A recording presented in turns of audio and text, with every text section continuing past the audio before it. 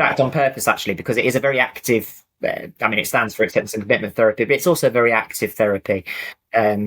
It's one that we really get people to try and experience what they're feeling in the room and make changes to how they're living their lives based on the principles which are around how we can get into a real struggle with our emotions. We can start to get very caught up in our thoughts and lose sight of what's really important in life. And what ACT tries to do is give people a set of skills where they can see their thoughts for what they are. It's different from CBT, so it's more about the relationship with thoughts. It's more about seeing thoughts as mental events that don't define us, that we can notice, but we don't have to be pushed around by.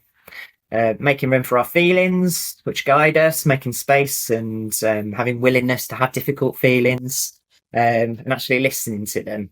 And using mindfulness skills, present moment skills to really focus on what's coming up right now. Keeping a clear focus on what's important to us, what matters, who we want to be as people, what kind of lives we want to be living, and taking very conscious decisions, making actions that are in the direction of what's most important. The way that we deal with thoughts is slightly different in ACT. It's about the relationship that people have with their thoughts. And there's a really big emphasis on seeing thoughts for as they really are. We are not our thoughts. We have thoughts, and yet there is part of us that is not our thoughts, and we have a lot of thoughts. Our thoughts are there all day long.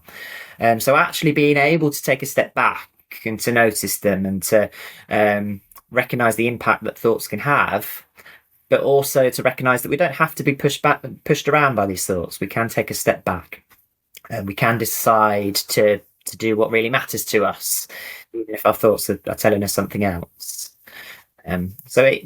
These are, we call them diffusion skills. So it's about trying to take some of the power out of these thoughts that can really grab us and can be really difficult for us.